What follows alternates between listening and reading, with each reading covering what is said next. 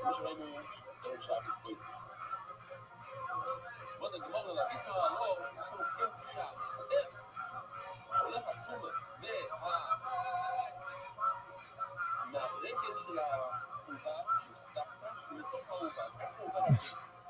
אומרים לנו שלנו אלה שני שכנך לה, אבל שלנו שהפויס מבגד גודל, אם יש לך בגד גדול, שכל השלושה ויש לך חלק, חתיכה קטנה, ואתה חוסר אותה, עד שהחתיכה הקטנה הזאת, 3 לפתור, משוסר מהאוויר, מבחד לא יסתום מהאוויר.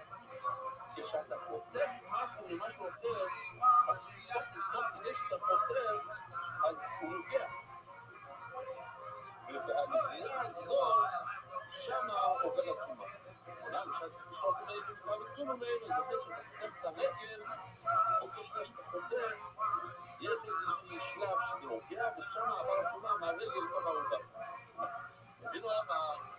הבינו אומר, מה פתאום שנחלק בין האלו של עובר לבגד? בגד, גם בכתוב לכל. בגד, אף אחד לא חושב בגדים, בגד, הוא בא לחתיב אותו. אבל הוא בא, עומד שם לחתום. קודם כל, הרגל שלו, אתה רוצה לחתום, הוא מתקמא, הוא יוצא פיסה. סתם ככה, אנחנו הולכים בהמות, חתיכות. אבל לא איזה לאחר, חתיכות. אז מה אם זה כתוב? אז מה? זה עומד אותו. אז זה כאילו שתי חתיכות שהם חתוכים, ועכשיו הם נוגעים אחד בשני. המקום הזה שהם נוגעים, זה כמו שזה מגולה. אם זה היה ביסטורי, אתה צודק. אבל זה לא ביסטורי, שתי חתיכות שונות, ששמתי גם אחד בשני כאילו. ואז אתה מה אותו?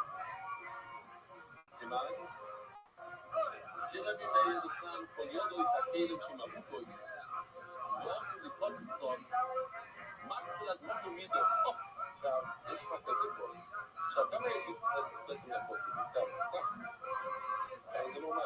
רוב האנשים שיש להם פוצצון, יש להם ידיד עד לכאן. מה זה כל זה? אז תראו מה שאני אומר להם. אני לא רוצה להגיד שמבוקו יסתכלים, עושים לי פוצצון, אתה הרי תחתוך את זה במסתר. מה אתה מותו מידו? אתה מכניס למקרה, בוא נגיד זה, יש לנו מקרה שם. טוב, זה לא מספיק גדול. זה המקרה, זה הרמה של מקרה. מכניס ככה. כל זה לא צריכים להכניס. כן, חלק מכניס המקרה, חלק לא. שואלים אתה יש ספירה פצצה כאן. איך אתה יכול להכניס את זה למקרה? הרי אתה עומד לחתוך את זה כאן. אז זה מה שאתה פותח, מה שנתגלה אז לא היה בטבול. זה חציצה. אתה פותח כאן, ואת זה אתה לא פותח. אבל כאן, החיבור כאן, המקום כאן, חציצה. אבל לא פותח מים. אז הוא לא טרס לסוף לדריקה. כאן, בידית שאסור מחוליות. זאת אומרת, אם זה לא אסור מחוליות, אז אסור להכניס את זה למקרה. אנחנו אומרים להציית בלסגולות. אנחנו אומרים שהציית בלסגולות. מה אומר? אם אני עומד לחתוך כל החתיכה הזאת עד לכאן, אז אנחנו נסתכל על זה כאילו שזה לא נמצא, ורק החלק הזה צריך להיכנס למקרה ומצוין. כי כל העומד להפך כבר מותר.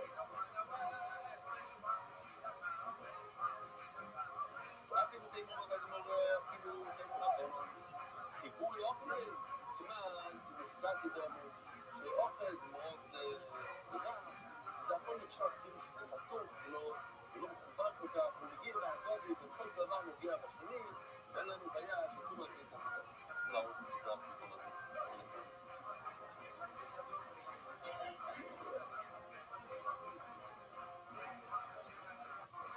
וזה.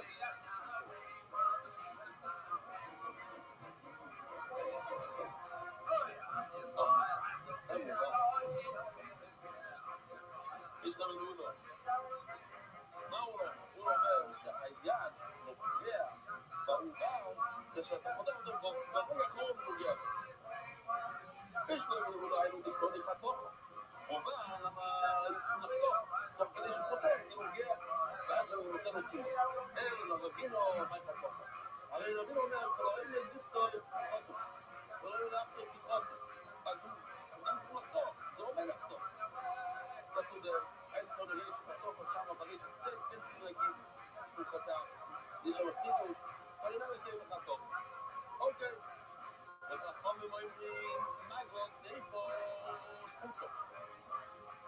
מה כתוב במשנה? זה לא תומאס נביילה, זה תומה של איפה. וואי, תומה של איפה שפוטו מי נדם? אני כתבתי שבתה שופט, תביאו אפילו לה, מי שמדבר על זה, איך אנחנו יודעים, שהם שופטים באימה שגורם ממנה תומה. מה אתה אומר שיש תומה של איפה? ונגמר אם תדברו בשמו, כמו ששמו אומר דום, הרבי לשמו את איפה ששופטו, נצם איפה תקדושים. אם נפיק שאתה חדש, שזה מספיק תמש, שזה נתמנה רוטשילד, בביס המקדש רוטשילד. וכתוב ברבונות וזה ספקים. אוקס. זאת אומרת, מה מציעו, כתוב במישהו, מה מציעו לדרך ששפטו של דחת? השניים אותה זו פרופסה ריבר, צריכים לקרוס את ריבר. מה מציעו לדרך ששפטו של דחת? לא שאנחנו מצאנו שהתקופה יש, שאין עוד פעם. הכבש שהיה לנו שמה, בקושים, ששפטו, מצאנו שם הסופים, אמר, אי אפשר לאכול את זה. אבל הוא לא נותן תומה, הוא לא מבין, למה? הוא שפט אותו טוב. זה מתאר, שתדעס באימא, תאי ישראידר, אז גם השחיטה של האימא תתאר את הרגל שבולת החוצה. מה? ברור בו, אני פה לפי ואני לא אומר, אני נגד, כי מי תיארו נגד זה מדינת אינו, שניסים. מי תיאר את האיבר מהנבינה השחיטה שנייה שלו? כן, תתיארו את האחילה. בוודאי שאי אפשר לחם. אי אפשר לחם. אבל לפי מה שאתם אומרים לי, שיהיה מותר לחם. אבל מה, אסור לחם. אז אם אסור לחם, אז גם נבינה. זאת ביחס. אבל אוי, אל במצל את זה שאינו גופו, לא יישם בגופו. האמא יכולה להתחיל את מה שלא קשור אליה, יותר בעצמה. שהרי שמינו, ראינו את כמה פעמים, שמינו את זה עוד פעם. עוד פעם הוא אומר, אמרו אותו באפילו. אם אתה חותר רגל של העובר, זה נשאר בתוך המים של האמא, מותר לאכול את זה. ולאכול ונכלול של האמא בעצמה, מתחותר חתיכה של אפליה, פליאה. זה אסור לך לאכול. אז השחיטה של האמא, היא לא עובדת על עצמה, כמו שזה עובדת על הילדים שלה. מה הקשר למה שהוא אומר? הרב היה אומר לו, כדי, רוב הפעמים מפרשים, אין לזה שם, בלי שם. יש קשר, כדי זה שם של המון. אבל הנה זה בלי שם. מה כאן? אומר רוב העם כדי. אומר רוב כדי. זה אסור עם אקסטר לא חתוני, מעניין. יש חיסור מקסטר. פעם שמה שני פסוקים, מה זה חיסור מקסטר? חושב. ודווקא לא מצליח שכל אחד יבין ושיהיה רבר וזה. או, לא זה כך, אוקיי. חיסור מקסטר. לא נדון, אני תמיד חשב חיסור מקסטר, הכוונה השם. אני תמיד מבינים, זה פשוט נקטר. לא נדון, לא מבינים מבינים. זה מתחיל טוב, כמו שיש לנו. כי מי תיאר אולי בזה מדינתנו? הוא מדבר לחכם. לשיטה אחרת, מי יתיר את העבר הזה למדינתנו? שתינה סימון. אם כן, תתרנו באחינו. אני אומר לך, אז תתאמן את זה. אסור לך לאכול את זה, אז תתאמן. כן. לא היה נכון. אבל לא תתאמן בתופיע. יש כאן, אני יכול להביא לך, היה שיש מתקוס ולעמוס מדיני בינו. ואיפה השתיקה כמו? ואין לתרוס באחינו. אסור לאכול כאיפה. אבל זה לא ראיה טובה. זה ראיה קצר, שמה? יש לך משהו כמו זה טריפה. אין לזה תומה, ידי השחיטה מוריד את תומה, אבל אסור לך עדיין לאכול את זה. אז גם הוא בא. לא רק את תומה, אבל אל תאכל את זה. לא אסתרה טובה. אם תראה השחיל אסתרים בו היסטור, זה משהו קופו. זה הגוף של האמא. למה זה רגע שלא שהוא קופו, משהו שיתאר, לא שהוא קשור אליה. אבל לא... עכשיו אומרים, אתה רוצה לצד שהם גופו, אין גופו. הרבה יותר קל לה להתחיל על דברים שלא קשורים אליה, כאשר לתפילה שהרי שונים וקודם ולאומו בשבילי עבוד את האפילו, כל רדו, עושה אפילו. כן? הקריאה של עצמה לא עובד, אי אפשר לכל איתו, אבל הרגל של הערובה הוא כן איזה שלך. ושאומרים, אני אמרתי, אבל אני אומר, אמרתי לו, בפימיתיה או לזה, ולא, מתקילה את זה בכלל, אבל לא, יש כנס כאילו, אני זה, אם כן, זה לא מתחיל, יש כאן שתיקה, זה לא תמר, אז תחל את זה, או לא, אני כאילו, ששונה של לעבוד עם ילדינו, כאילו, יש כל דבר בתקיפה, או לא להם, מתקילה שלפני בו היסטוריה, זה שיעור בו, או, לא משהו בו, זה היה סורי שבו בו, אם לא יש את התפילה, לא נתנו את העונה, או לא, הרבה בקרב שמקום ויש מפורפו, להחליף, יכולה, להתאר, דברים אחרים, שבועות בגוף של עצמה, שהרי שנינו, או בשמת על עצמו מסעסו, ונמצא תכון דברורו, שמנה עבודו, אחרי יום, כל נגוץ, או סבכים, או סוגיה חדשה, או אומרים שלא, לא יש לו. כמעט לא יגז, אורים, לא יגז ביפו, כמו שהיה למחלוקת בין די ולפחות, האם העובר מתאמן, הרגע של העובר מתאמן את העובר, יש כאן שוחד סגימון, ואף כך התוכן, הוא שוחד את האימא, ואז הוא שוחד את הרגל, עבור סמאג לדלו, האימא לא מתארת את הרגל, וכמובן שזה כן. ושם יש המחלוקת שלו, יש לך איבר מדלדל כזה, הוא תלוי בנכות הסערה, לפי רגעי זה טמא, זה אימון החי, והשיטה לא תמילה על העבר הזה, לפי חכם, זה יותר. וכמובן, לא יתספרים את דוגמא, אבל באים לדברי הכל, איתו, לא יסתנים. מה הוא אומר שאיתו לא יסתנים? אז כל הגמרא תגיד שזה לא משהו, מה הוא אומר שאיתו לא יסתנים? שמה זה אומר? שמע, סלגים חדשים. מה זה ליטו? אחרי שאתה שופט, כאילו צריכה להתברר שזה נפל מהבאמה. זאת אומרת שהשליטה לא נשאלה לעבר הזה בכלל. מתי? בשליטה. על שליטה. כששופטים, אז היה כאן נפילה של העבר, זה נפל, והשליטה לא הגיעה לזה. וכאילו נפל לפני השליטה, זה יום הנפל. זה יום הנפל. זה שונה. שונה מנבאלה, זה יום הנפל. רוב הרבים יוצאים חנינו, הייתה לי רבי יוצאים עולים כאבונו. למה השליטה לא מתאר איפה מתמודד? האיס להתקן זה בחזור. והאי נס להתקן בחזור. למה במשנה רבו ישראל שונים? למה במשנה רבו שותים הפעמים, העובר שותים את הרגל שלו, השליטה כן מועילה לרגל.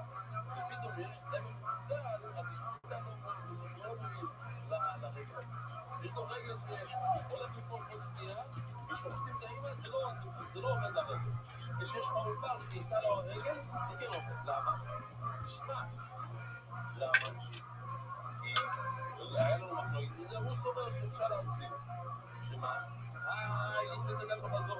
כיוון שאפשר להחזיר, נכון שעכשיו הוא לא יוצא, אבל אפשר להחזיר, אז שעושים, זה כמעט מאוד לעבור עם פילו, לא יודע. אפשר לעשות, אפשר לעשות שפיתם זה יעשה.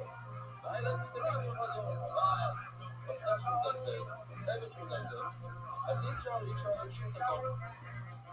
ואיסטר, שאלה גבוה לעבור. אבל אני אומר,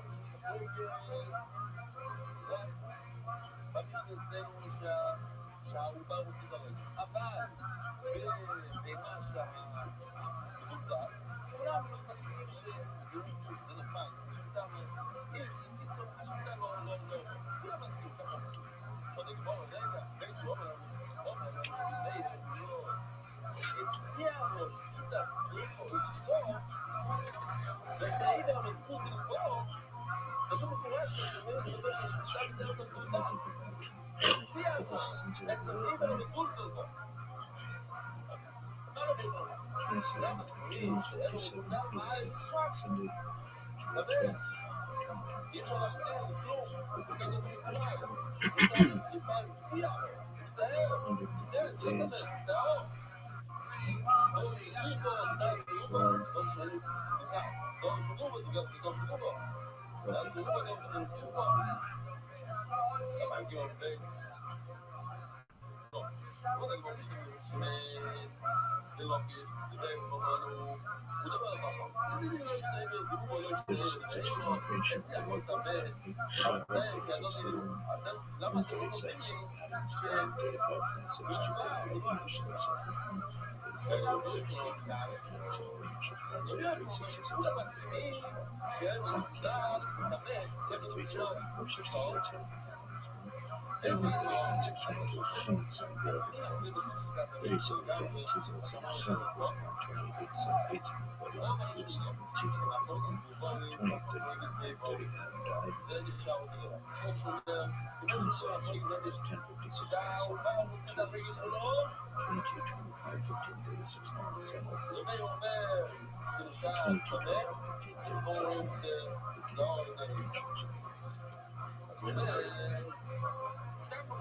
wise, quasi-divine celestial warriors, messengers from the great heavenly beyond. Angels, their nature, rank, role, and their final destiny have continuously inspired speculation, awe, and dread through their millennial development in Abrahamic religions. Certain angels are clear standouts. The messenger Gabriel, the warrior Michael, or the healer Raphael are virtually household names at this point. But without doubt, the most mysterious angel is also said to be the most powerful, Metatron. Utterly mysterious in origin, even the meaning of his name is still in question. Metatron features prominently in a series of profoundly esoteric forms of mysticism, first appearing in the early centuries of the Common Era. What is the origin of this angel said to be so powerful as to be heralded as the lesser Yahweh, almost as a kind of second divine being?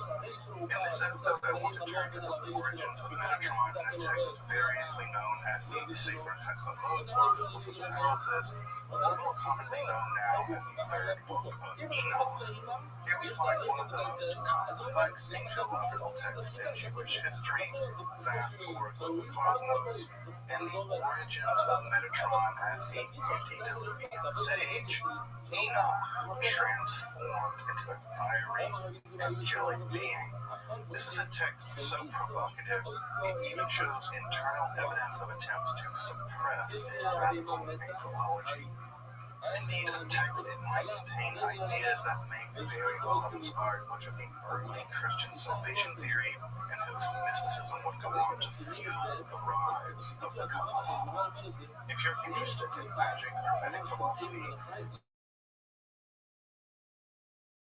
alchemy, come sure to subscribe and check out my other content on topics of esotericism, including curated playlists. Also, if you want to support this work of providing accessible, scholarly, and free content on topics in esotericism here on YouTube for free, I hope you consider taking a look at my Patreon, maybe considering a one-time donation, or even use the super thanks option, which you can find below the video to help support the channel. Again, you can find those links in the description below and in the pinned comment. I really appreciate your consideration of supporting the channel and the project of making Esoterica widely available. But now, let's turn to the origins of the angel Metatron, the lesser Yahweh, and the fiery transformation of Enoch in the Sefer Hechalot from the Book of the Palaces. I'm Dr. Justin Sledge, and welcome to Esoterica, where we explore the arcane in history, philosophy, and religion.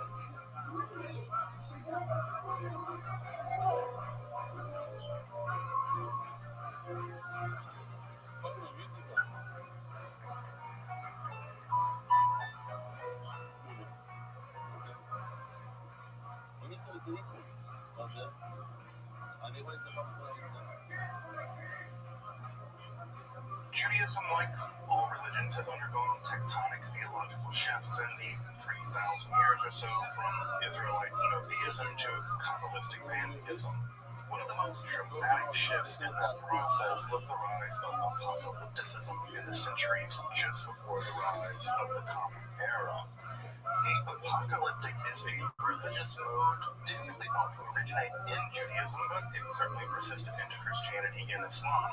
In fact, those religions can be said to be apocalyptic religions and say that they're marked by an interest in cosmogony, events in the primordial past, what is called ex eventu prophecy couched in highly symbolic language, expressed anxiety about oppression and tribulation, eschatological upheavals, that is to say things like the judgment and eventual fate of the righteous and the wicked, otherworldly journeys, good versus evil dualism, the intervention into history by a messianic savior figure or figures along with anti-messianic characters like Antichrist, the structure of the various heavens and hells, the hidden rule of angels and demons and worldly affairs, and they're marked by a generally divinely deterministic attitude and pseudo-anonymous and alleged ancient authorship. And what gives the title to the whole genre, the idea that something is being revealed, an apocalypsis from the Greek meaning to reveal and to uncover, all of this to a human agent, a kind of prophet, often through a angelic emissary.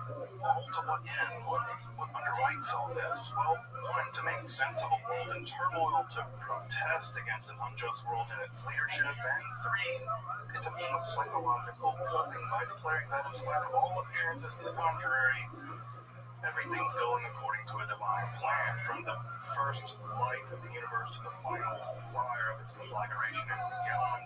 The God of Israel is in control, and in the end, the righteous of Israel will thrive, and the evil will be punished forever. And how do we know all this? Well, direct revelation from the realm of the divine itself. That's how, apparently. This form of theology and its literature proved enormously popular. Dozens of texts in the genre survive, with one becoming sacred writ for the early Christians, the Apocalypse of John. In fact, I would even argue that the Apocalypse of John, as odd as it seems to us now, is probably the most recognizably Jewish book of the New Testament, giving a late first century historical religious context. However, out of this apocalyptic ferment arose a form of Jewish mysticism in which elite scholars sought to journey through the heavens above them, enter the divine palaces, and bear witness to the divine glory, or kavod, around the throne of God, typically depicted as a kind of chariot. Hence the name of this form of mysticism and its accompanying literature. Merkava, or chariot mysticism, also known just as well as Hechalot, or the mysticism of the divine palaces. Now, if you want a bit more of an introduction to this form of mysticism before diving deeper into this episode, you may want to check out my episode on Merkava Hechalot mysticism in the card above for that. That episode, I kind of survey the entire field of this literature, but in this episode, I want to turn to a text somewhere between the purely apocalyptic mode and the more practical, even magically informed Merkava Hechalot literature. That's the Sefer Hechalot, or the Book of the Palaces, known more commonly now as the third book of Enoch. As you probably know, Enoch literature was quite popular in the Second Temple period and thereafter. There are more manuscripts of what Enoch attested among the Dead Sea Scrolls and even parts of the Torah. It's kind of crazy, with relatively vast collections surviving in classical Ethiopic, Old Slavonic, Hebrew, and fragments of other languages. This literature is vast. The first book of Enoch itself is actually composed of 5 distinctive texts woven into one significantly long text, and this represents more of a field of Enochic discourse than a systematically Enochian form of Judaism, though there are some standout elements, especially the 365-day solar Enochian calendar would seem to have been preferred in the sectarian or Essene documents found in Quran, which are weirdly written in a kind of code. For this episode, we're going to turn our attention to the quasi-apocalyptic, while the Merkava text of the third book of Enoch, or the Sefer Hezalot, the Book of the Palaces. Third Enoch survives in a set of Hebrew texts showing a complex recension history, very likely the result of several microforms stitched together over time and filled out with more explanation and expanding exposition. In fact, this is not unlike the composition history of other Merkava texts that have come down to us, being made up of smaller chunks filled out over time. Where, when, and by whom this text are really texts was composed as a definitive answer. Scholars have literally given a 1,000-year wide window for the composition of this text, stretching all the way back from the BCE period until the Middle Ages. At this point, however, the standard analysis argues for a mixed provenance, with older sections probably being produced in Roman Palestine, and then the later sections being produced in a Sasanian context, edited together sometime around the redaction of the Babylonian Talmud, so roughly the 5th or 6th centuries of the Common Era. Unlike other Enoch texts in which the original Hebrew or Aramaic has been lost, Third Enoch survives in Hebrew and has been continuously copied and even printed since it was produced. Despite some clear rabbinic discomfort with some of the Enoch Metatron material that I'll be getting to later, this is a very weird, miraculous survival. This text was known almost continuously through at least Jewish history. Now, given that rabbinical discomfort, the exact cultural milieu in which this text was produced will likely remain mysterious. For instance, and there are a ton of these for instances, the text shows some pretty strong cosmological affinity to Gnostic texts such as the hypostasis of the archons. The password ascent system of the so-called Ophian, a heresy described by Origen, and the concept of the greater and lesser Yahweh or Yahweh that's to be found in some late Gnostic texts like the Pistis Sophia and the books of Jude. St. Paul seems to have had some contact with this mystical ascent literature, his own being called up to the third heaven or paradise. The term paradise or paradise is a technical term in this literature, where he's said to have heard unutterable things, as mentioned in 2 Corinthians. Further, there's also clearly some early heterodox version of the Jesus movement located in Colossus, which placed emphasis on angelic. Look who got their computer. Vision. What up, big dog? Did you get your computer back? Everything is back. How'd you do it? I was in a part-time job. You got a part-time job?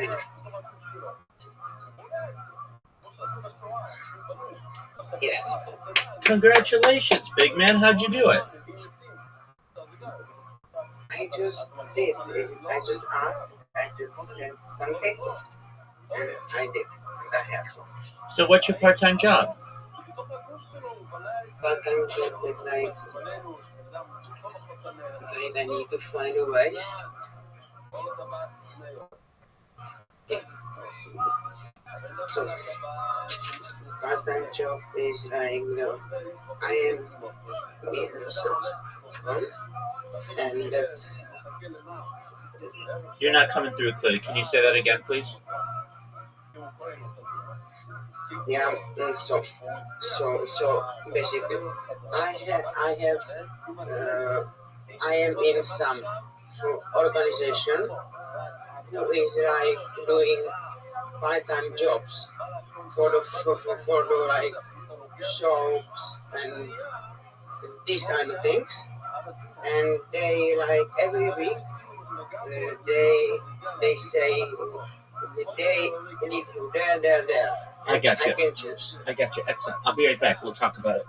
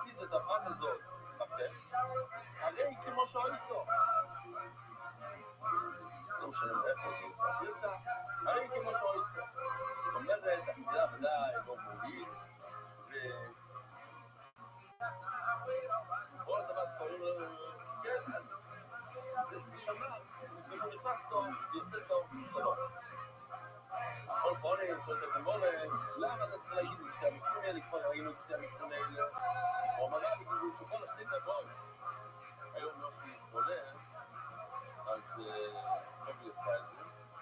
בוא נראה, הנה הוא עושה משהו רציני כאן,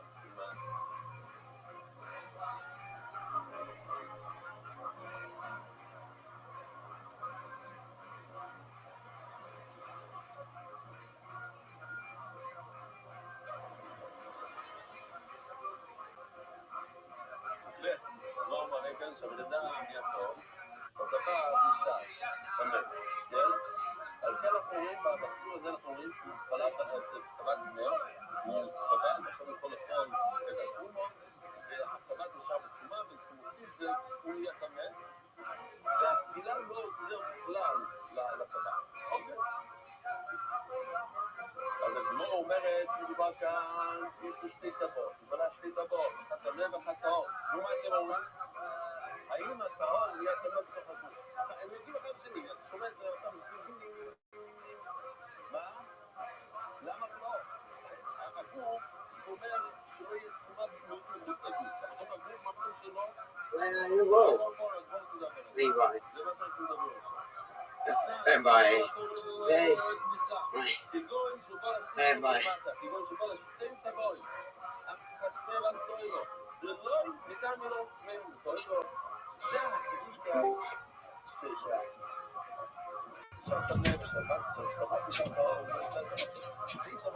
What up, Zoot? What's up? How you living, big dog? How's this coming? Oh, excellent. Hey, we have to congratulate our friend Tony. Tony just got a job. Tony, are you there? Hello, Tony. yes, I'm there. Excellent. So you got a temp job, and that's wonderful. And now you got all your podcasting stuff back, right? Yeah, Are you happy? yes. That's wonderful. I'm happy for you, big man. So now you don't have to continue to now you start focusing on getting more people for the podcast, right? Yeah. Excellent. I'm thrilled for you, big man. That's great. First of all, I put on my episode group. Oh, you put my episode up? It's all for episode out there. Oh, phenomenal. Excellent. I will download it when I have time, and I'll re-upload it to all my other channels so we get extra people finding out about us. That's wonderful. Good job, Tony. Tony, you're the man. Are you happy? And a little bit. And yesterday I applied for 7 jobs too. Okay, that's something. What did your dad say? That was very. I'm not saying happy because he's never happy with me. Yes, It's that's like very nice feeling. excellent. That's the job of a dad. They're never satisfied. Yeah. Okay, well, that's great. And what did mom say? Mom was happy. Well, Rabbi's happy too, so good for you, man. What's up? Well, we're really happy for our man, Tony. Zoot, are you going to call Riser? Oh, messenger. Yes, sir. Okay. Hey, Rabbi, What up, big dog? did you watch the fight? The USA fight? Yeah, I did. Did you? Now I've seen clips on it online. What are your thoughts? I think it's a distraction. For what is it a distraction, Zoot?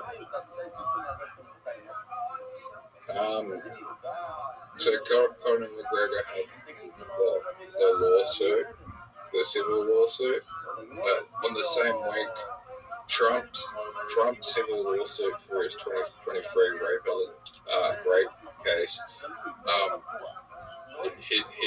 his payment to E.G. Carroll was due the same time, so they wanted to make someone. They wanted to distract everyone and make someone else hated, so people don't talk about the Trump case. All right, what did you So think? they potentially put it in the same time. All right, what did you think about the fight? His career is over. He's got another fight though that he has to schedule. What are you thinking? He's going to have to breach the contract? I mean,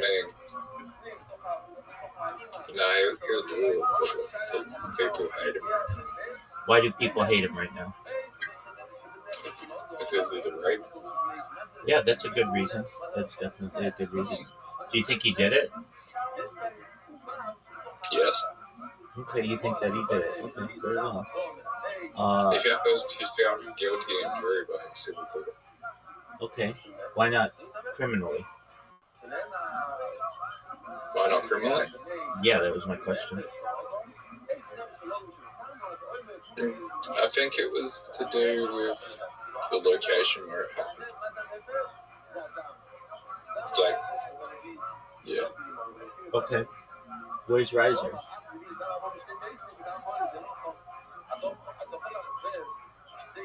Are you going to call him? Why don't you call him?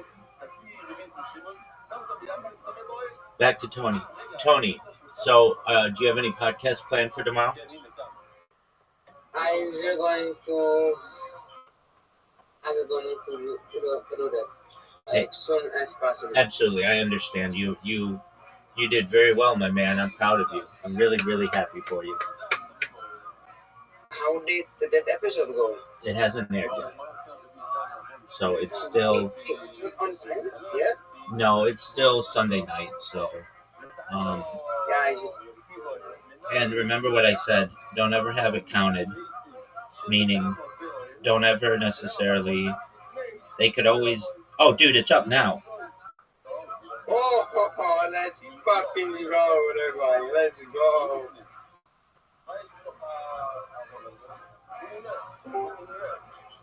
That's amazing.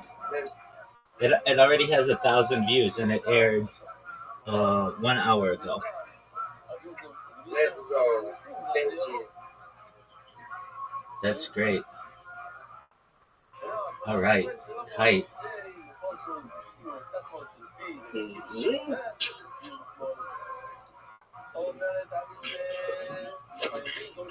Walk one, brother.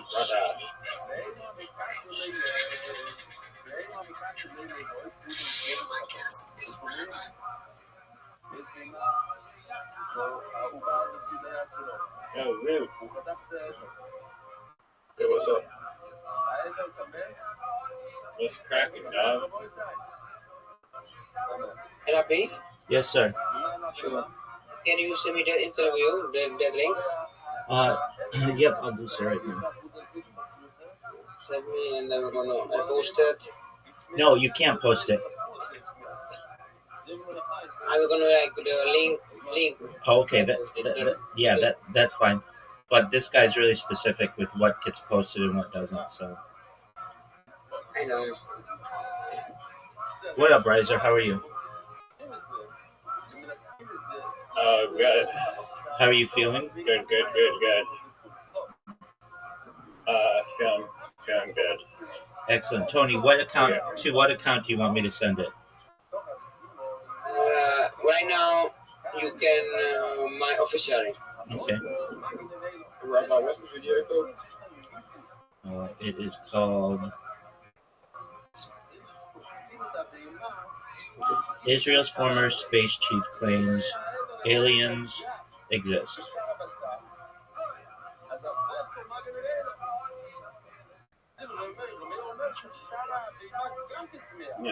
Israel's former what?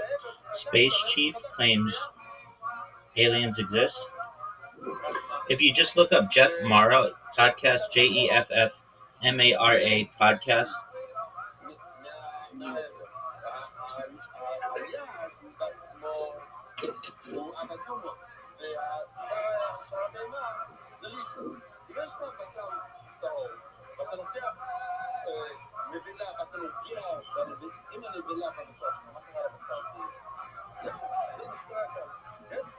Did you find it, Zoo? Jeff Mara. Yeah, JEFFMARA podcast.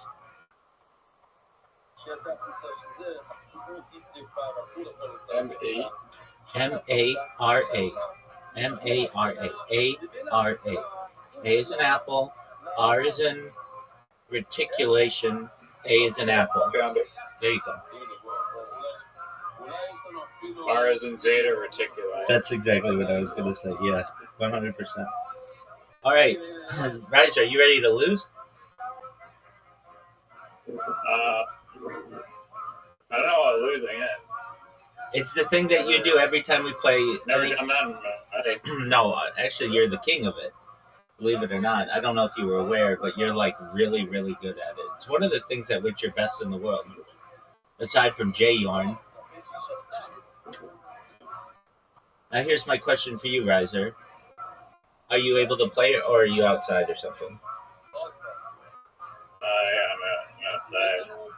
All right, so you're not ready to play. I There's understand. birds in the background. Okay. Do they want to play? I probably will be better than you, Karen. That's incorrect. I don't know if you read the message that I sent, but it states, do you perhaps happen to have a timetable for when you plan on getting good at carom? Inquiring minds need to know.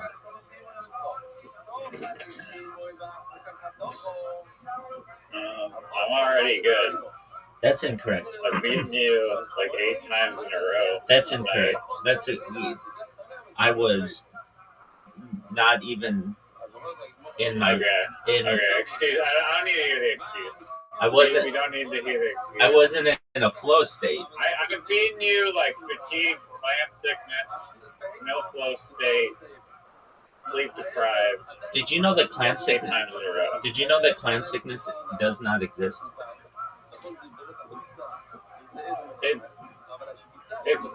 I don't know why you don't think it exists. It's just food poisoning. Like if you get. No. It's not poison. That's completely different thing. So you don't think food Poison occurs from like if you eat like raw chicken or something, or like something that's actually like you're not supposed to ingest. Clam sickness or any other like sickness that's transmitted, just that you ingested the food and it did not sit well with your digestive system or like your stomach or whatever. Thank you, doctor. Well, how long until you're back in a place where you can play games?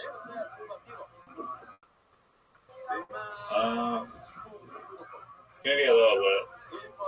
Okay. But I mean, we have the king of Australian comedy here. You're worried about trivial games. Dude, how you living, Pimp? Not too bad. Zoot, are you ready to give Riser an update on all that has happened in the comedy scene of Australia, or would you like me to do so? Did he send you the clip? He sent me a clip on Telegram and scanned up. No, he doesn't ever send me anything. He sent me a clip on Telegram and he like people loved his first joke. They're like laughing for like 30 seconds straight. I believe it when I see it. Was it the one It's the one that you said to stop. Yeah, it was on Little People? Yeah. Yeah, so you've been recording your stand-up now, Zoot? Yeah. Do you always record it, you just don't send it to us? Yeah. Sometimes it sucks. Okay, that's all right. That's an honest answer. Well, that's great. So, the Riser, people like the Little People joke? Yeah, people left the Little People. They didn't think it was hacky or predictable?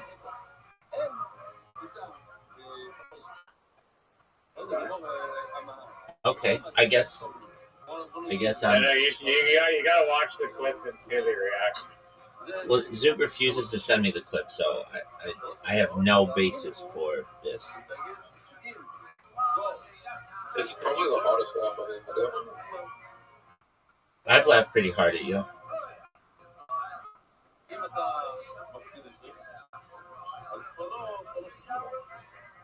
So, Zoot, are you going to send it to me, or are you just going to leave us I'm with trying to find Amy's you.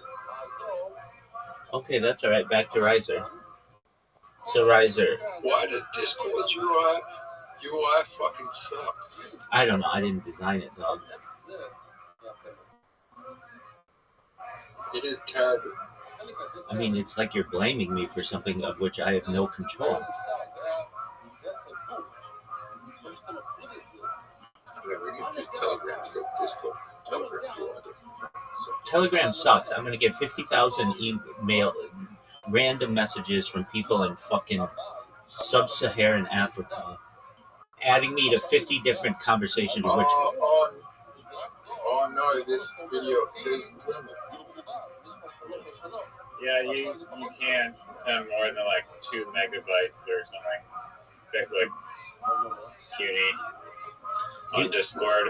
You can, you just have to be nitro. They're not paying for fucking nitro. Okay, I'm not asking you to, dog. Well, bro, don't you have a Telegram account? Yeah, I do. Send it to your brother. Oh, you know how much work that is? All right, Zoot. Do you know how much work you fucking pay for Discord nitro? Zoot, calm down, big dog. I'm gonna You know send. how much work being a top Australian comedian is? Zoot, is your account, is it like brown with like a Joe Rogan? I just got it. Yeah.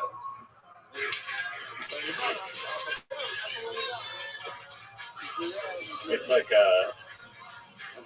what's it called? A meerkat or something. Joe Rogan.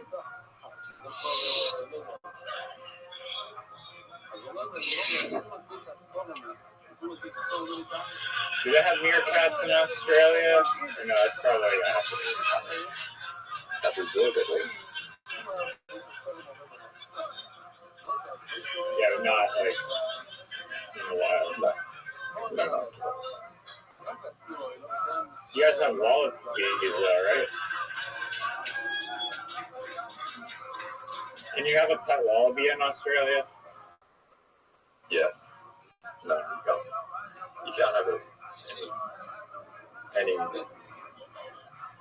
any national animal. Not a kangaroo?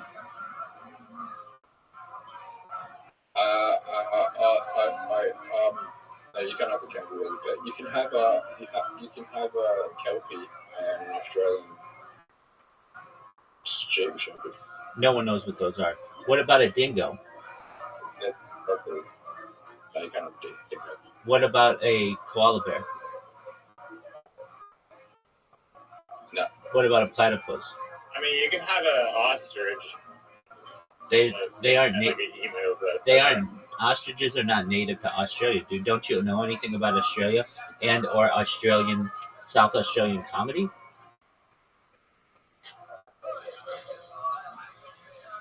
Emus are different. Okay.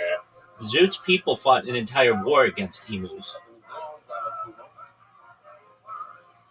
Really?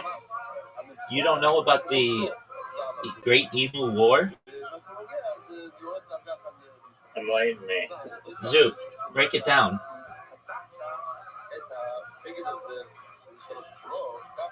We shot the emus and they took over. We even had guns and we were shooting the emus and we couldn't kill them.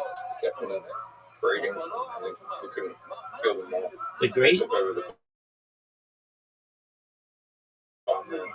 Great Operation, conducted by the Australian Army in Western Australia in November and December 1932 to cull approximately 20,000 emus, destroying wheat crops.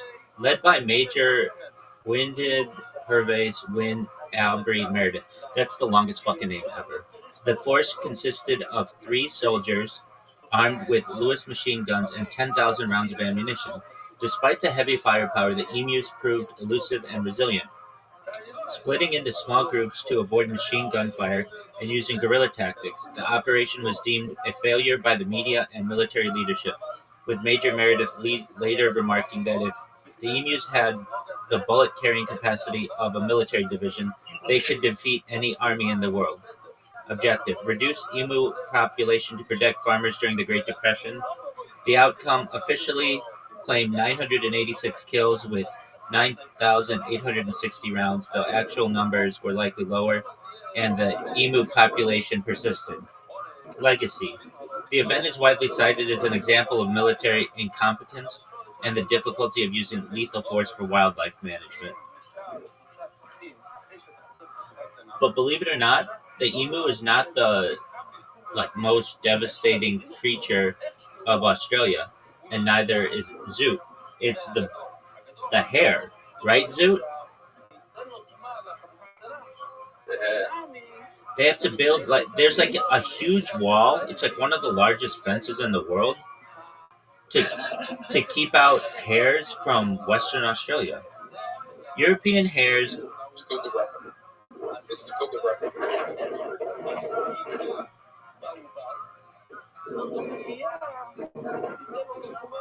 Yes, called the Rabbi. Their friends who want to go to Pardon me, and it's not Western Australia. Yeah. I'm not. I'm just outside. Well, I'll mute myself. European hares are an introduced pest animal in Australia, originally brought from Europe in the 1830s and 1860s, primarily for sport hunting and coursing. They are now established across Victoria, New South Wales, Queensland, South Australia, and Tasmania, but are absent from Western Australian Northern Territory. Identification: larger and longer leg than rabbits, so they aren't rabbits, they're hares, with black-tipped ears, brown-gray fur, and solitary lifestyle. They rest in shallow depressions called forms rather than burrows. They are classified as pets under state laws. They cause agricultural damage by grazing the crops. Control: management involves shooting, trapping, and exclusion fencing, as they are highly mobile and fast runners capable of reaching 50 kilometers an hour. Now we're going to look at, what is this fence called, Zoot? Have you ever seen a rabbit-proof fence? I've seen the movie, yeah. Oh, apologies. It's not one large fence. It is a bunch of exclusion fencing. It has localized integrated pest management strategy to protect. I thought there was one really big fence, though. Oh, there is one in Western Australia. I thought so. Beyond agricultural protection, large-scale predator-proof fences, often called cat-proof or dingo-proof fences, are increasingly used to create safe sanctuaries for native species. These massive structures, such as the State Barrier Fence of Western Australia — I knew it was Western Australia — 3,256 kilometers, and New Haven Wildlife Sanctuary cat-proof fence, 180 kilometers, planned, primarily target invasive predators like cats, foxes, which indirectly helps control hare populations and protect native prey from the rufous hare wallaby and the native prey like the rufous hare wallaby from competition and predation.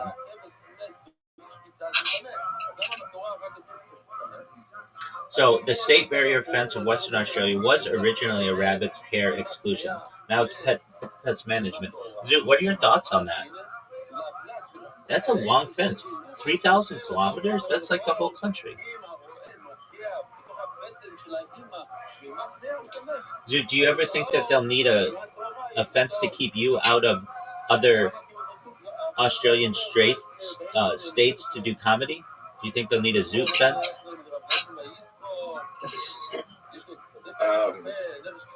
No, they just call me a flat person. But you can still drive there and do comedy, right?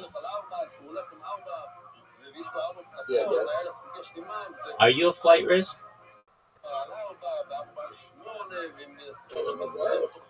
Yeah, unless you start doing comedy on the plane. Dude, I'm proud of you. You did a really good job at stand-up. The way that you presented your joke is much better than the way that I recall you doing it. And I don't know. Is that how you brought the joke in here? I think so. It could be. It could be. I thought it was predictable. But what do I know, man? I think that Brendan Schaub is one of the greatest comedians of our time. So, it's one of those things. What? No, he's not. He's terrible. Oh, but you need an update. And we were talking about UFC. So, Zoot, you were like, did you watch the UFC? And I said, yeah. In fact, I had the UFC going, I had the World Cup going, and I had a UFC companion. It was called Big Brown Showdown, where Brendan Schaub, in a storage unit in Austin, Texas, along with his producer, did commentary. So I had it all going. And Brendan Schaub basically just talked about, I would say, everything wrong. He's a professional fighter, and his fights, he went five. He won 5 and lost 5 in his predictions. So he's basically like, it's like a 50-50 shot with him. But the funny thing is, though I'm sure you don't care, while he was doing the fight companion, his wife was on a boat cruise with some dudes, and everybody's like, dude, while you're out here working, your wife is basically getting drunk on a boat and taking like Instagram thought pictures and thirst traps. How cool is that? So it's not cool at all. So there may be some issues at home. Who knows? But yeah, I did watch the UFC, and it was very disappointing just all around. The big Conor McGregor fight, we've been waiting for 5 years for this, and he blows out his knee within the first 5 seconds, and then didn't really have a good opportunity to fight any longer, and that was big. He's like 38 years old, something like that, and he was getting into the ring with Max Holloway, and people were suspecting that he was hurt at that point, and that he was just trying to cover it. And they get ready to fight. It starts, and Conor McGregor takes a really big kick, attempting to hit Max Holloway in the face, and blows out his knee, and then is kind of forced on the ground. Max Holloway starts punching him in the face, and then Max Holloway, frankly, I thought was a really nice guy. Lets him get back up. Lets Conor McGregor get back up, and Conor McGregor still can't really put too much weight on his leg. Conor McGregor again tries to fight him, but just you can tell his knee is just like blown out. And then Max Holloway gets him on the ground again. He lets him get up one more time, and then Max Holloway sees that when Conor McGregor puts weight on his knee, he starts to shriek in pain. And Max Holloway's like saying to the referee, like, I can't fight this guy. He's hurt. And then the referee called the match in 1 minute and 7 seconds or something. And so Max Holloway won, and Conor McGregor was really embarrassed. There were all kinds of celebrities there, and everybody was excited for Conor McGregor to do well. Drake bet $1 million on Conor McGregor and lost. Not that that matters, but it goes back to the Drake curse. You don't want Drake to bet on you, or you lose. And Conor McGregor basically said he was really embarrassed and he was going through a lot right now. There were rumors that Conor McGregor had hurt himself previously, and he was just doing this to get into just to do the fight. There are other rumors, perhaps, that he threw the fight. He had his friends bet a lot against him early or something to be able to maximize the gains. But I'm not sure of the veracity of those. All I know is that there was more build-up for this UFC fight in particular than maybe any of the last 5 years or so. And it just was a huge letdown for everybody.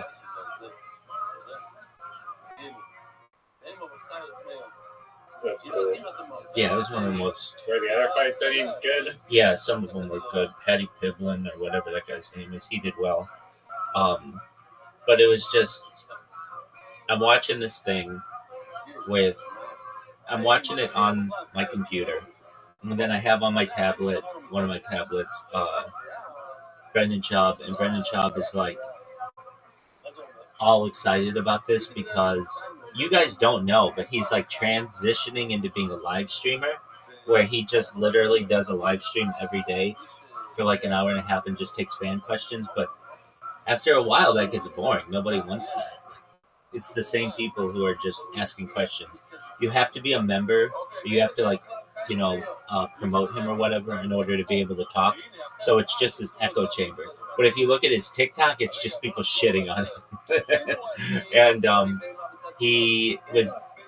If you guys know what a fight companion is, it's really cool when Joe Rogan does it. It's like my favorite way to watch a fight.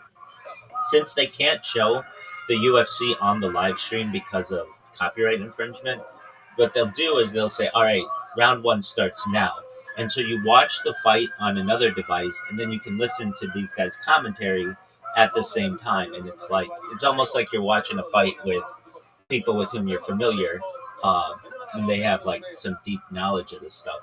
But with Brendan Schaub, anything he does, he first said that Conor McGregor just slipped. Then he said that he blew his hamstring out. Like everything that he was guessing was wrong. And the other guys who were in the fight watch with him or whatever were like, it looks like he's injured. And Brendan Schaub's like, no, he's not injured. He just slipped. And it turned out, no, he was done. This fight went for less than 2 minutes, a minute and 7 seconds or something, and it was done. It was over, and it was just a huge letdown. I'm trying to think of a bigger fight of the last 5 years. From a boxing perspective, there was Conor McGregor versus Floyd Mayweather, and then there was Jake Paul and Mike Tyson. Those are probably two fights that were bigger, but those are boxing. So I'm just talking about like mixed martial arts. And this fight was a complete letdown. It reminded me of the fight that was on Netflix between Ronda Rousey and this other lady. And that fight lasted like 7 seconds or something. It was like Ronda Rousey got this one girl, her last name's like Carvano or something, got her in an armbar, and it was over. It was almost like they said beforehand, look, here's what we're going to do. We're both making a huge amount of money for this fight, and we don't want to hurt each other because we're both older fighters. I'll get you into an armbar, you'll tap out, and that's it. And it's like, it was almost like the same thing where this fight was just over so quickly, though you could tell Conor McGregor had hurt himself. So it is what it is. He's 38 years old. He's got one more fight on his contract, and they were talking in the post-fight. Joe Rogan was there. He didn't comment on it, but they were like, so does Conor McGregor, is he going to try to recover from this and come back? And you could tell in Joe Rogan's face, it was like, there's no way he's coming back from this. But maybe just to be able to finish his contract, because if he doesn't finish his contract, then the UFC owns his next fight, which means that he can't do any of those fights for like if he wanted to do like fight against Logan Paul or something like that. What did you do with Zoot, Riser? I didn't do anything. Okay. I was on a court. Are you ready to play Karam? Yes or no? Quit. Are you ready to play Karam? Yes or no? So I didn't do like another.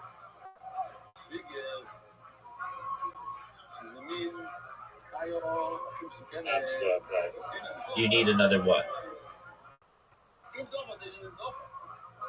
45. That's absolutely ridiculous.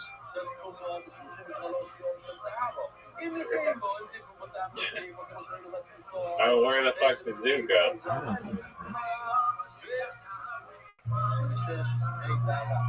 Dude, I had this dream.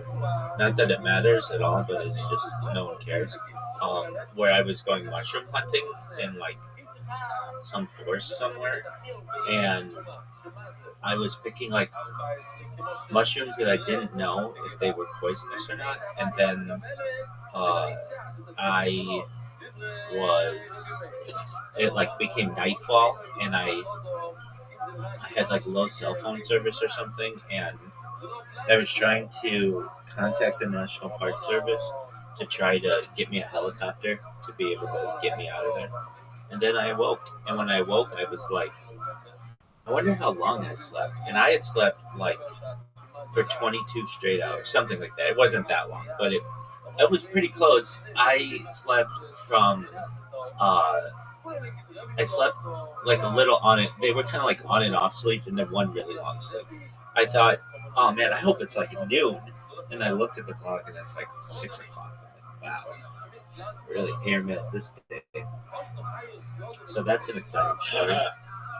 That's definitely an exciting How story. long did it feel like the dream took place for? It was just It one. was like 15 seconds. No, it was probably like seemed like a 15-minute dream. But at the same time, I was 15 minutes? Yeah. It felt like 15 minutes. Yeah. That's a long time, isn't it? No, some dreams take like hours, don't they? No, I mean, for the majority of my life, dreams were like just like a scene of like a movie, like a one shot of a movie, like 15 seconds. No, I remember going through like the mushrooms and like seeing if there was any like fungi on it or anything, fungi on the fungi. And then I just remember watching the sun basically go down, and I remember I was trying to get a hold of Donald Trump to get like a helicopter to get me out, and then the National Park Service, and then I thought, you know what, I could just stay overnight and just sleep, and then in the morning just try to walk back to camp. Like, yeah, I had all kinds of thoughts during this dream. It was absolutely fascinating. Anyway, the reason why I mentioned that is because I slept. So I was up the whole night before because I was really, I don't want to say stressed about this podcast, but whenever I have a podcast, I have a lot of worry that I'm going to oversleep, even though like I have alarms and stuff. It's just always been a worry of mine. I hate to oversleep. It's like the worst feeling in the world. Like, terrible. And I don't know if I told you, but I was going to do this guy's podcast, and I had asked for a link like an hour beforehand, and I didn't receive anything. And then 10 o'clock rolls around, and we haven't made any communication. And it's like, oh man, he bailed on me. But then he ended up. He's the one that overslept. No, I don't know about that, but he sent me a link, and so we were able to do it. And that's the one that aired just now, like a couple hours ago, and already has 1,000 views.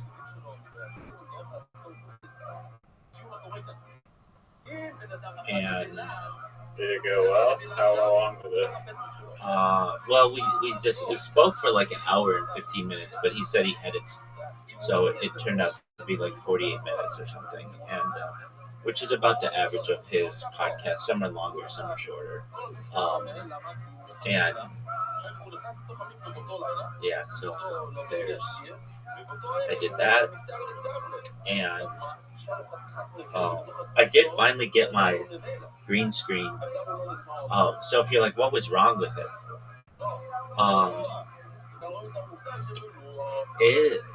You had to put the file in like a really, it's literally a hidden folder, which I don't understand why it's so difficult to do. But right after you left, after I was able to focus on it for like 10 minutes, I was like, oh, okay, I see what I have to do. And I did it, and it worked. And then once it worked, I was able to set up and everything. And then my man Tony was in here, and I'm like, Tony, I'm gonna practice what I'm gonna say on this podcast. And he's like, all right. So for 2 hours, he listened to me go through my notes and stuff. So I was pretty well prepared.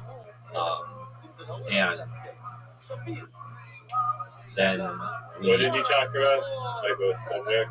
It was Chaim Eshed, the former Israeli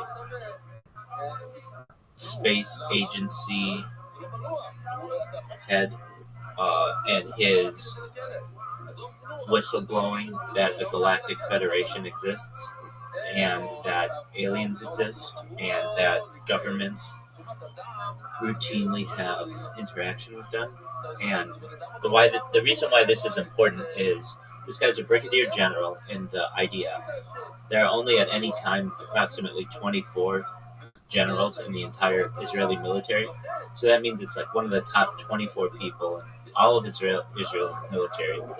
This guy is very decorated. He's gotten like you name the award. This guy has won it. Some of the things that he's won one award 3 times, but only one of the times does Israel say for what he won the award. The other 2 are still considered classified. Um, and basically, this guy was 87 years old. He felt like he didn't have anything to lose by making um, these assertions, and he wrote a book in November 2020, and then he did an interview in December 2020, and this interview went viral. It was like everybody was really interested in it. The thing is, though, the book and the interview are both only in Hebrew, so I had to use as much translation skills as I have, and even some words like xenobiology are like not traditional Hebrew words. They're not really even traditional English words. Um, and then, so I got a good translation of his epilogue and a good translation of his book, or pardon me, of his interview, even though the book still to this day is not in English, nor is the interview. And so I put that together, and um, he talks about like, this is what he says. I mean, obviously, this isn't what I necessarily believe or anything, but he says that there is a base on Mars that astronauts use and have used for some time. There's a galactic federation that has 9 types of aliens that are involved. There are 5 countries in the world, at least, that have some kind of connection to this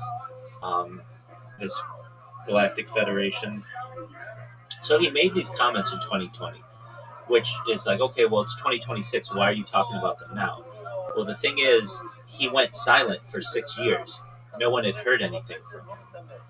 And then just last month, he came out of hiding, so to speak, and he did another interview. This time it was in English, so for anyone who's interested, they can watch it in English. And he says he did it with another Israeli figure named Uri Geller.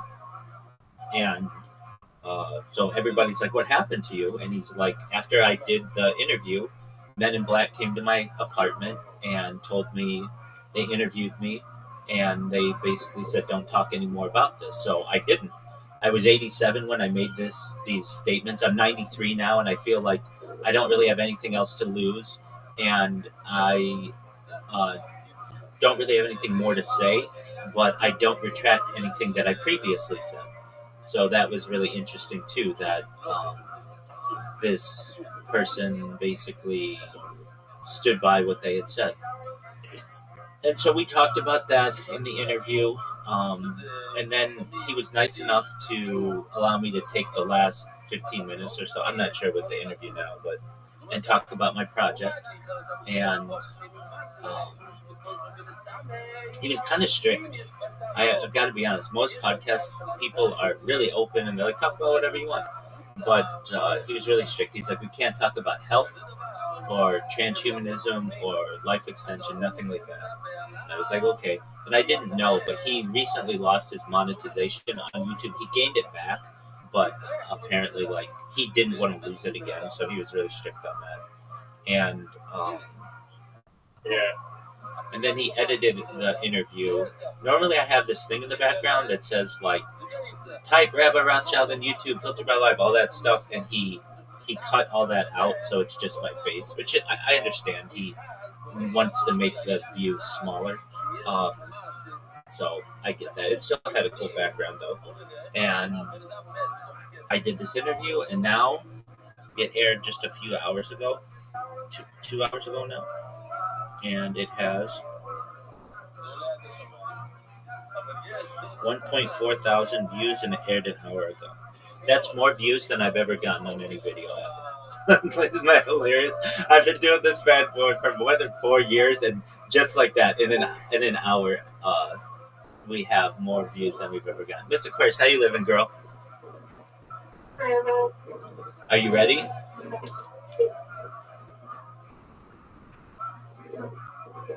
Miss Aquarius, are you ready? Yes, are you ready? Yeah, you can do that. I'm going to be multitasking because I just got out the shower. Okay, well, take your time. I'll send you the invite, and then when you're ready, you just accept it. Somebody got stained. Who's out there? Oh, Riser. Yeah, I right. should have known. Right. Riser. Sorry about the wind noise.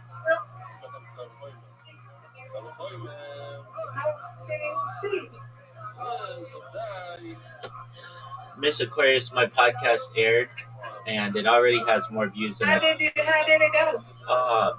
I thought it went well. It already has more views than I've ever had on any video ever. So it has over 1,000 views. So that's really good. I'm happy about that. And it aired an hour ago. So it's kind of just still early, but we'll see.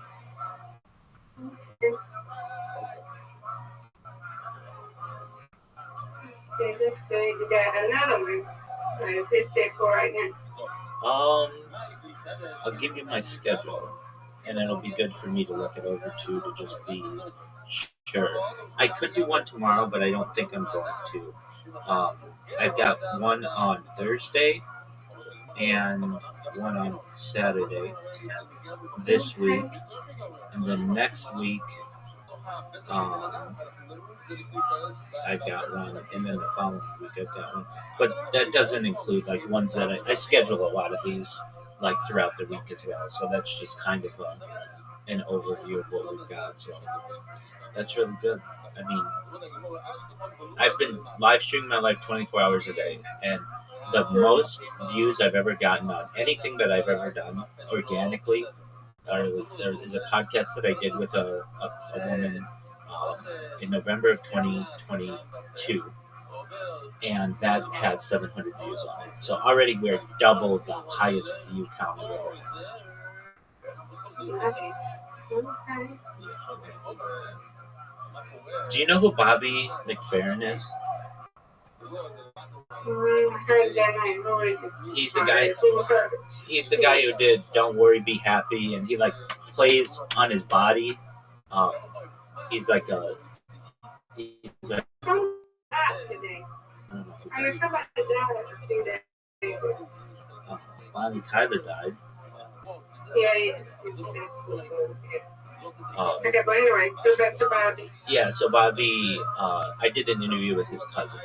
So like he's like a big musician. Okay, so you've seen, obviously we've talked about it before. You've seen the Cosby Show, and I think it's season 4. They do like bump on do do do bump on do do do do bump on do do do do bump on do do do do. Yeah, that's Bobby McFerrin. So he did the intro to one of the seasons of the Cosby Show. It's one of my favorites. I love all the seasons of the Cosby Show. Their intros, they're all different. I like them all. I need to be positive myself because I did not do my exercise today. I don't know what happened, but I got to do it in a minute. I don't know what happened. Like the time is or something, but I stayed up today. I don't know what happened, but I slept up today. I don't know why. And I'm going to do it for this stuff on. I don't know. It's only one day, but I don't usually slack up. But I slacked up today. I don't know why. You're allowed. Huh? You're allowed. Everybody's allowed to slack up a little bit. Keep up with it every day, you know? Yes, ma'am. Slacked up today, but it's okay. Hey, Mr. Aquarius, our friend, I would let him say this, but I don't know if he's there. Our friend Tony got a job. We're happy for him. Congratulations. Yeah, good for Tony. So that means that he gets his equipment back, and he's back to podcasting. That's really good. Yeah. Where is Reverend Andrew's live stream at? You can find it at least on Rumble, but I think on YouTube as well. You can see I'm on his first one. It's called Learned Guardians of Zion. So he's at Learned Guardians of Zion. LERNED, Learned Guardians, GUARDIANS. Yeah, you have to spell it out. I got it.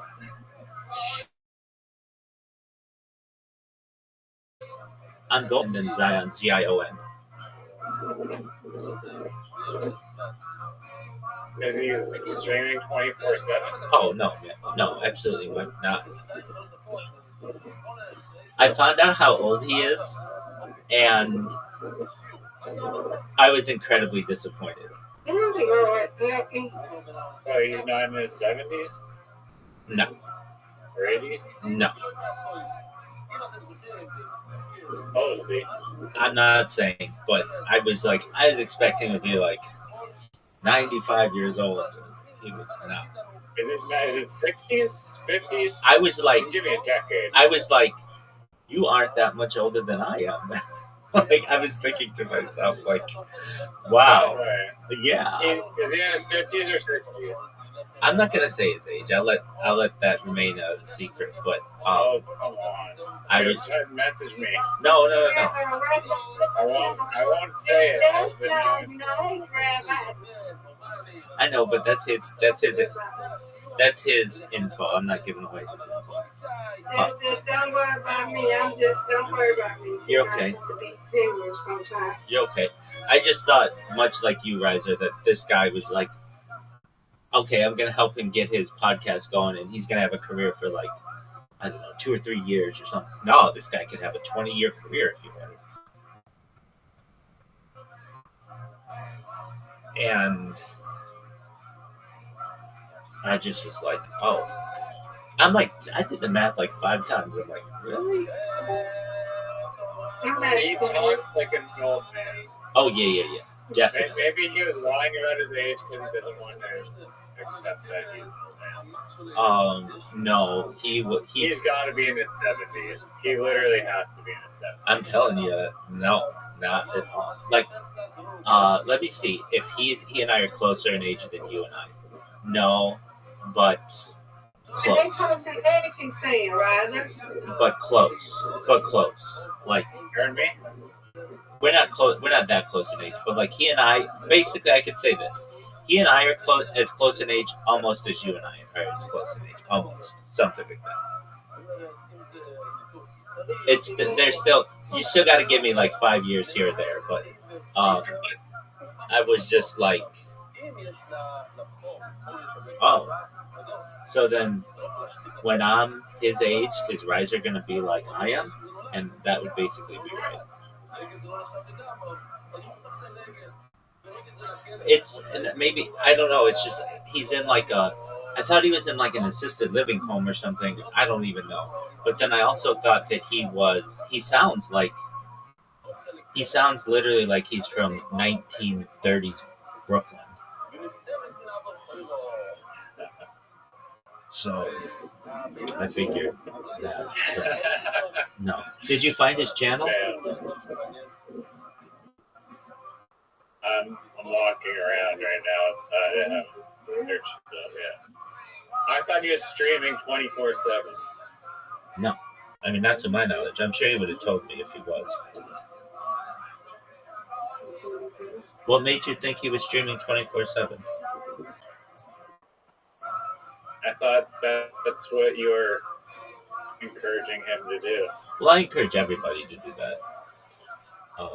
I think it's important to document your life. So you've never once told me to stream out at 24/7 on your screen.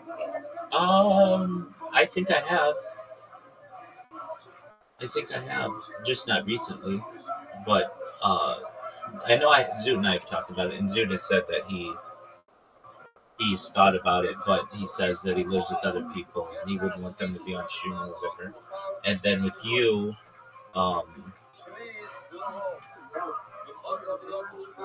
I mean, I think that you should.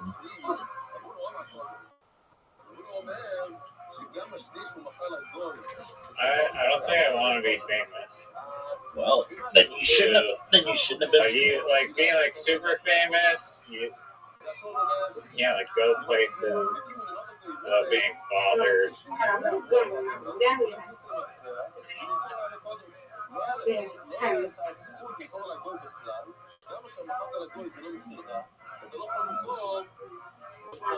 עכשיו, בוא נעצור שנייה ללך אחורה קצת. אם אתה רוצה להתפטר מדפולט, אז יש לך שותף של גוי ואתה לא צריך, זה לא דפולט. אתה לא יכול. דפולט של דבר קיים. Get my boy and sit down. Because your regular cop is telling me to sit down. You're screaming. Okay. This is my first day. But anyway, how was your day today? Since I was up for so long yesterday, I slept most of today. But that's okay. I feel like I earned it. I did a good job on this podcast. I did the best job that I could. And then I was up. There were a lot of sports on yesterday. There was the World Cup and one of the biggest UFC fights perhaps ever. So I wanted to watch both of those, and I did. And then Did you watch the Argentina game? Yeah, just the part when they won.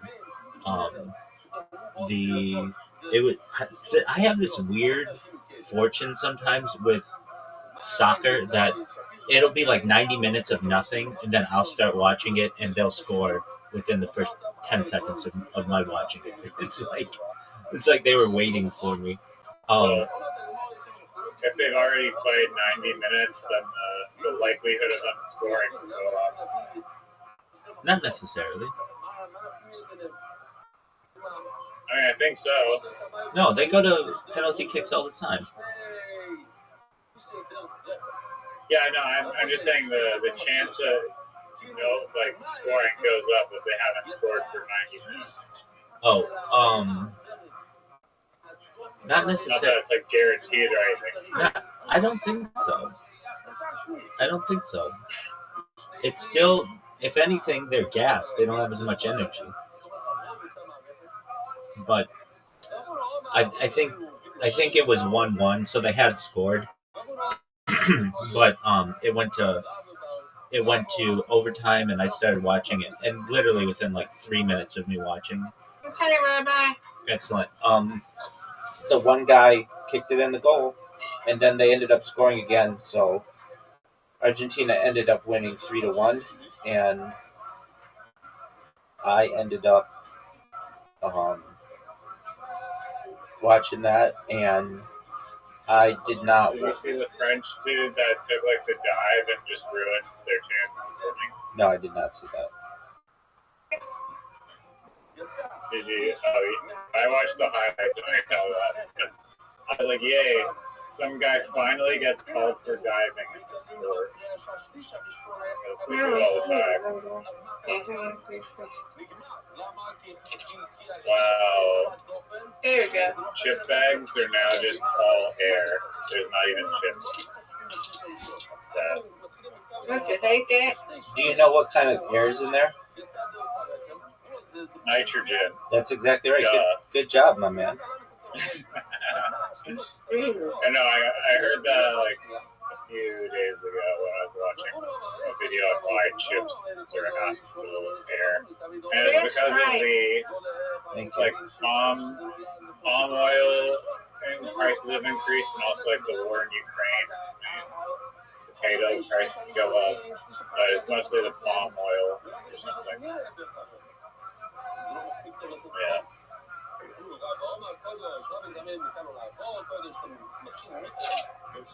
Good old nitrogen.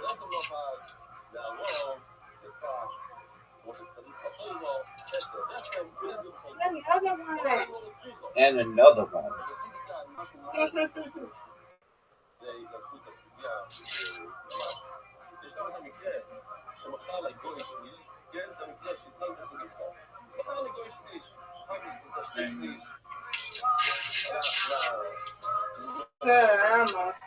That was close. Give it. Garbage.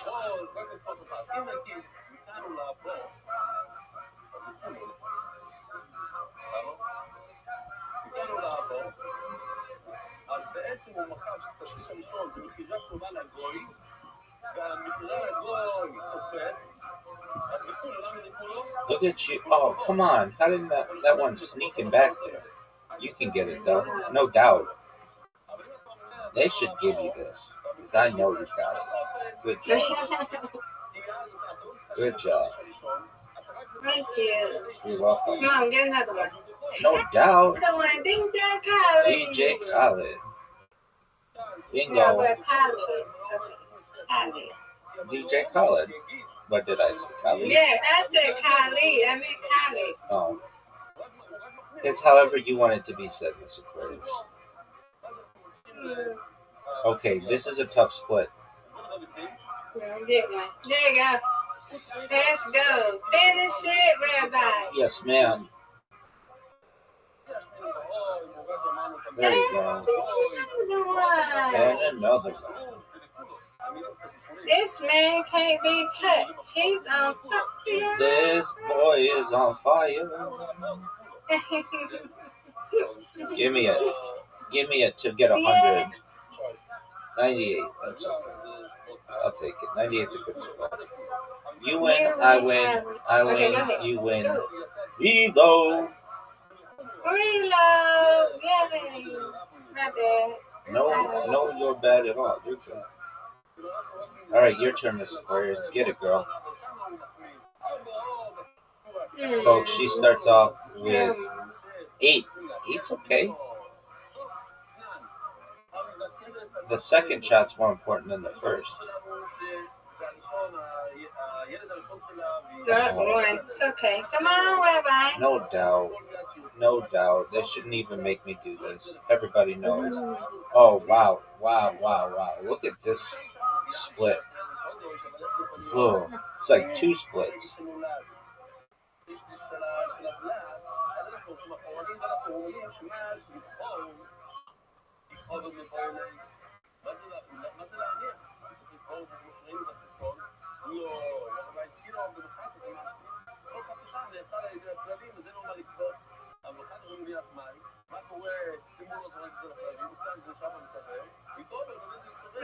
This one. Perfect.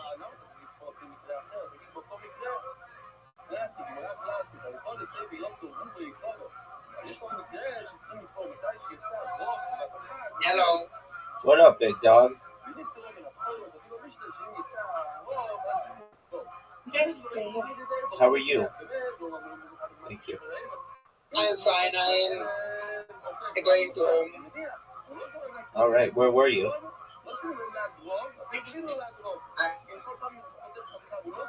I was in my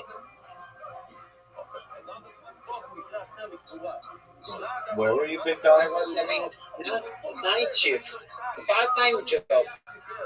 Oh, you already started working? Yes. Look at you. So you're working the night shift. Yeah. The Okay. worst thing I ever did. Why do you say that? Because every activity I have, podcasting and this shit, is with you Americans. And Americans are active when I have a night. That's true. That's true.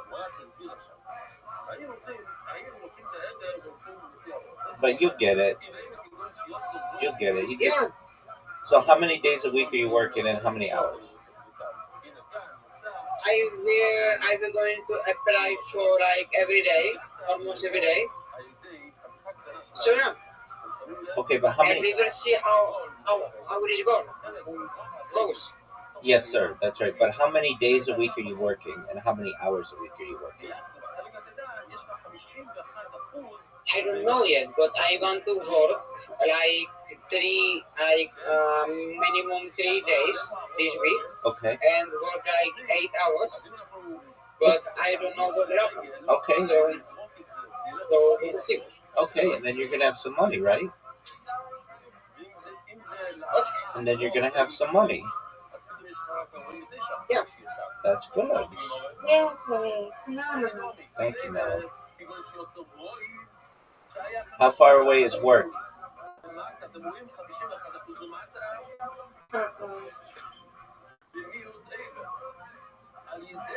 Is he still here? He's still here. Right, Laura. You win, I win, I win. You win. Undefeated in bowling, undefeated in friendship. Friendship. Yay. Good job, Mr. Porter. Boy, he's congratulations, Tony. Tony, can you hear us, big dog? And Mr. Class. Hi, Somebody. Excellent. Everybody's here. Brandon. Everybody's home. That's Yeah, right. they're living chilling. That's right. I'm in the bag. Yeah, well, I'm about to be in the bed too. I got to rest my leg because I told Rabbi I blacked up today and I didn't do my exercise, so I just not did it and put my stuff on my leg. I got to rest it. But I don't know stuff to do in the morning. Yes, yeah. I'm sleeping. I go sleep. I gotta go to sleep. I gotta go sleep too. Brandon. Get my head out. I'll be in your D, Mr. Class. You hearing me? Okay. I'll protect you. Okay. Aw, he's sweet, Rabbi. Yes, ma'am.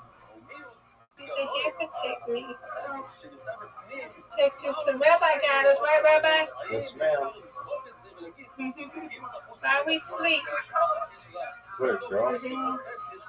And then the angels are going to protect us while we all sleep. That's right. I'll my God, the head of my sleep too. What do you say, Rabbi? He leaves his account here to live stream as well. Oh, yeah. I understand. Down there, way. Dude, and they protect us all too. That's right, Brandon. Yeah.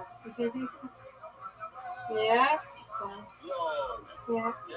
I see that you were protecting us. Good job, Brandon. And we are here too to protect you, okay? If I'm not here, Rabbi's here. If Rabbi's not here, all your accounts here with angels and God got you, okay? Yeah.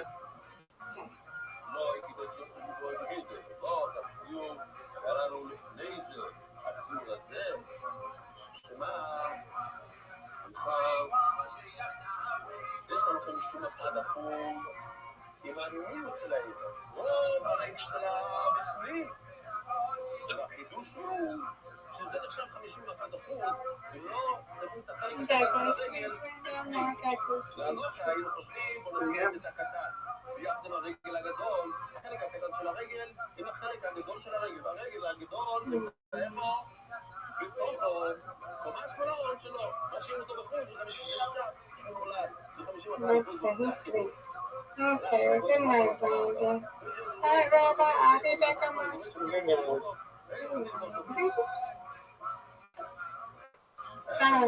be back on my iPad, okay? Yes, I'll say ma'am. good night when I get back, okay? Okie dokie. Take care. All right, you too. Thank you. מה אומרת? שהעובר יוצא דרך הרחם.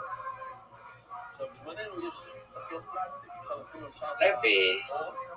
What up, Pam? זה באמת שאלה להלוכת. האם ילד שנולד עם המשפיים, האם זה... What up, big dog? Just to you and me. Just to you and me. Yes, sir. It's been busy in here. Are you happy with me? I'm very happy with you, my man. I'm proud of you. I think that's great.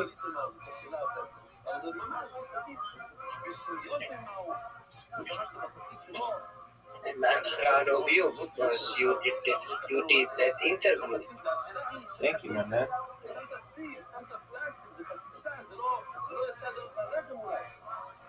אין לו בשביל אחר, אז כבר לקחת סוגיה של You are famous. God willing, someday, my man.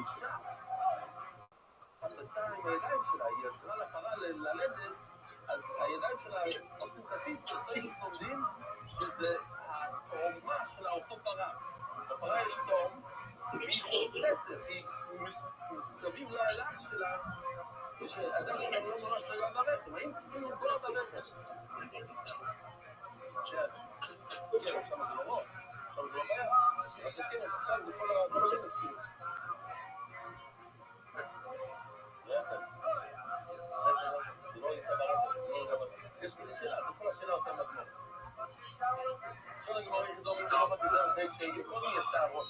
So, what is your next step? Continue to get booked on podcasts. I've got one scheduled this week, and hopefully I'm able to increase. Actually, I've got two scheduled this week, so hopefully I'm able to increase that.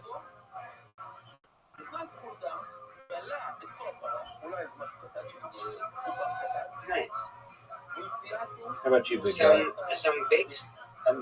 Some big podcasting. Yeah, nothing huge, but definitely bigger than just like. I think both of them have like at least 1,000 people on different platforms, so that's good. Nice. Yeah, Nice. I agree. How about you? Who are you interviewing this week? I am going to trying to get two guys. And I get the guy who owns the bank from America, like really big guy. For my, I think he owns this. I don't remember, but he's a big guy. 20 years experience in the business. So him. That's great. And after that, I want to do that with that Brazilian. I want to have Brazil on my podcast. Okay. So yeah, so this is my what I want to do. And of course, I will do so much more for yeah. Okie dokie, guy. But you are winning, and that's the most important thing. God willing, my man.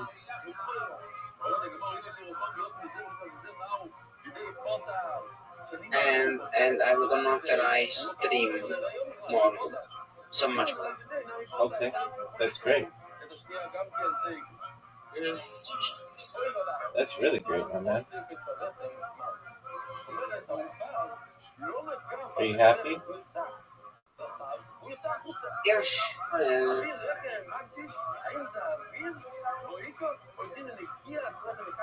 I'm happy. That's great.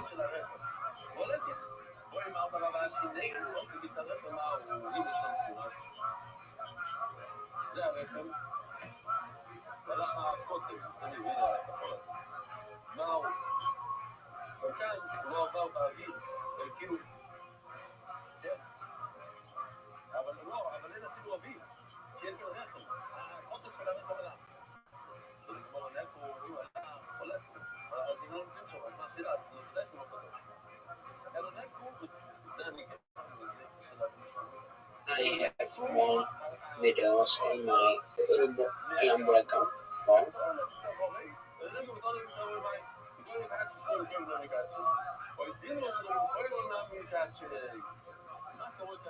So let's go to. Can you repeat the first part again? I have more videos on my number. Oh, that's great, my man. How many now? 6, 7. All right. I don't know that but I think 6 or something. How many do you have to do totally?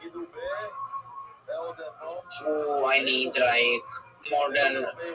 I think the number is okay, I don't know actually. Right? I will be lying to you. I'm gonna tell you tomorrow when you wake up because I don't know how many in the right. I'm not going to try.